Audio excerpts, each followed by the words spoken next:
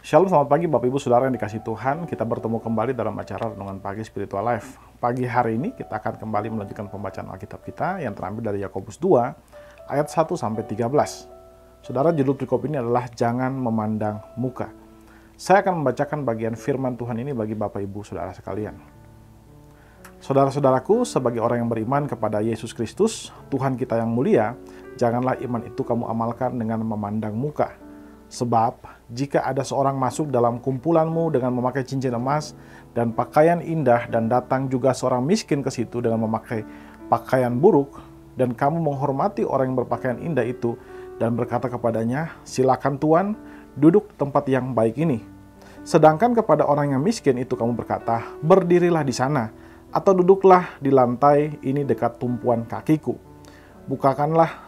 Bukankah kamu telah membuat pembedaan di dalam hatimu dan bertindak sebagai hakim dengan pikiran yang jahat? Dengarkanlah, hai saudara-saudara yang kukasihi. Bukankah Allah memilih orang-orang yang dianggap miskin oleh dunia ini untuk menjadi orang kaya dalam iman dan menjadi ahli waris kerajaan yang telah dijanjikannya kepada barang siapa yang mengasihi Dia? Tetapi kamu telah menghinakan orang-orang miskin. Bukankah justru orang-orang kaya yang menindas kamu dan menyeret kamu ke pengadilan?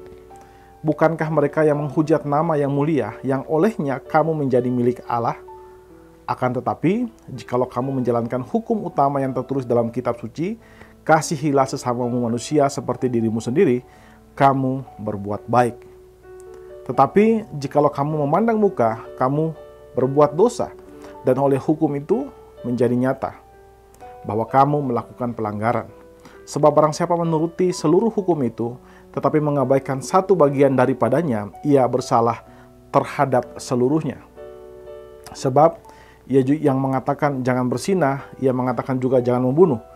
Jadi jika kamu berzinah tetapi membunuh, maka kamu menjadi pelanggar hukum juga.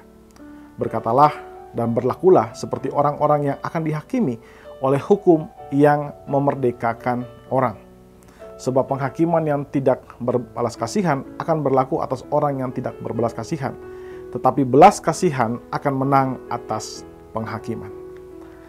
Saudara yang dikasihi Tuhan, konteks daripada perikop yang baru saja kita baca adalah adanya ketimpangan sosial di dalam jemaat tempat di mana Yakobus menuliskan surat ini. Di situ ada orang yang sangat kaya, ada juga orang yang mungkin sangat miskin. Dan karena kondisi perbedaan sosial itulah, maka ada perilaku diskriminatif. Orang-orang kaya diberikan tempat yang layak, dihormati oleh komunitas gereja, tetapi orang-orang miskin, mereka direndahkan, mereka kadang-kadang diabaikan, kadang-kadang mereka diperlakukan dengan tidak hormat. Nah, karena itu Yakobus melihat perilaku ini dan dia mulai menegur sikap diskriminatif yang terjadi di dalam jemaat pada saat itu. Yakobus menasihati mereka untuk saling mengasihi tanpa melihat kepemilikan materi.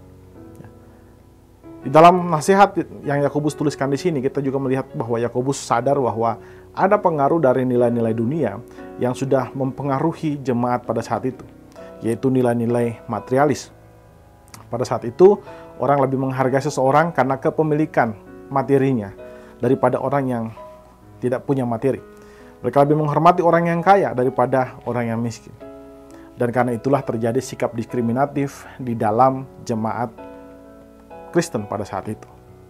Yakobus menegur mereka dan mengingatkan mereka terhadap ajaran Kristus, yaitu kasih. Di dalam ayat 8, Yakobus mengatakan bahwa kasihilah sesamamu manusia seperti dirimu sendiri. Yakobus mengingatkan mereka terhadap ajaran Tuhan Yesus, bahwa mereka harus mengasihi sesama manusia seperti diri mereka sendiri. Yakobus juga menasihatkan bahwa orang Kristen dipanggil bukan hanya mengasihi Allah, tetapi juga mengasihi sesama, termasuk orang-orang yang miskin. Karena itu, saudara, Yakobus meminta bahwa semua orang percaya, termasuk juga kita, harus memberikan perhatian dan pertolongan tanpa memandang latar belakang mereka, tanpa memandang status sosial mereka, tanpa memandang kepemilikan harta mereka. Saudara, perikop ini mengajak kita untuk mengevaluasi sikap kita terhadap sesama kita. Kadang-kadang tanpa sadar kita membeda-bedakan, tanpa sadar kita merendahkan orang lain.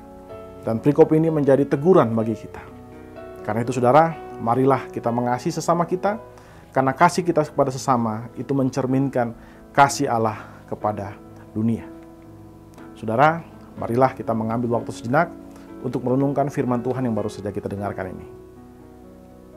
Saudara, apakah saudara sudah menjadi orang Kristen yang mengasihi sesama tanpa memandang muka? Mari kita mengambil waktu sejenak untuk mendoakan hal tersebut. Berdoalah supaya Tuhan memberikan kepada saudara kemampuan untuk dapat mengasihi sesama tanpa memandang muka.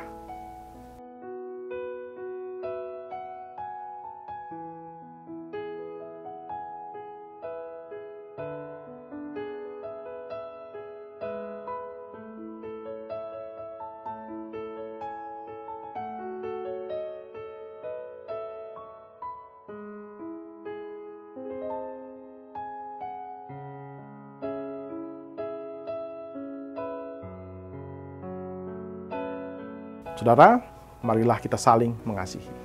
Mari kita tundukkan kepala, kita berdoa. Ya Tuhan Allah Bapa kami bersyukur buat kasih dan setia-Mu kepada kami. Terima kasih buat penyertaan-Mu dalam istirahat malam. Dan sampai pagi hari ini kami boleh bangun dengan tubuh yang segar.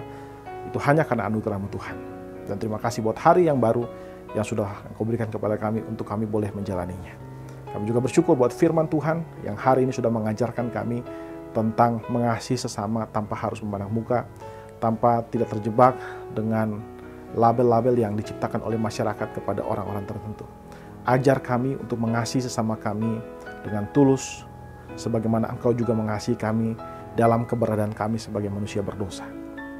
Terima kasih Tuhan, kami juga menyerahkan hari ini ke dalam tangan-Mu Tuhan. Semua hal yang akan kami kerjakan hari ini, dari pagi, siang, sampai malam nanti, biar kami kerjakan hanya untuk kemuliaan nama-Mu saja. Terima kasih Bapak, kami serahkan hari ini seluruhnya ke dalam tangan kasih karunia-Mu saja. Dalam nama Kristus Tuhan kami berdoa kepada Bapa Surgawi. Haleluya.